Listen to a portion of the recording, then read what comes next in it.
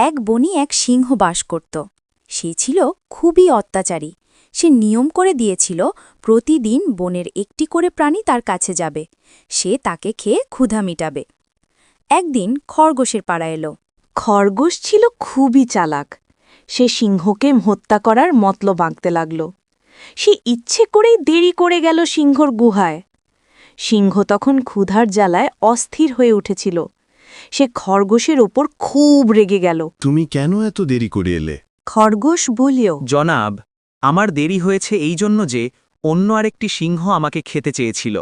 আমি খুব কষ্টে সেখান থেকে পালিয়ে এসেছি। সিংহ গর্জন করে উঠল। কি এত বড় সাহস? কোথায় সে? খরগোশ বলল, আমি জানি সে কোথায় থাকে। আপনি আসুন আমার সাথে, আমি আপনাকে দেখিয়ে দিচ্ছি সেই সিংহটাকে।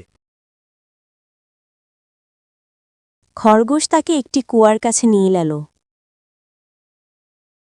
এখানেই সেই দুষ্টু সিংহটা থাকে। দয়া করে আপনি ভিতরে উকি দিয়ে দেখুন। বলল খরগোশ। সিংহ কুয়ার ভিতরে উকি দিয়ে তার নিজের প্রতিচ্ছবি দেখতে পেল। রেগে সে চিৎকার করে উঠল। কুয়ার সিংহটাও চেঁচিয়ে উঠল। তাই দেখে সিংহ আর নিজেকে সামলাতে পারল না। কুয়ার সিংহটাকে মারতে সে কুয়োর মধ্যে ঝাঁপিয়ে পড়ল এবং পানিতে ডুবে মারা গেল। খরগোশ তার উপস্থিত বুদ্ধির জোরে বেঁচে গেল।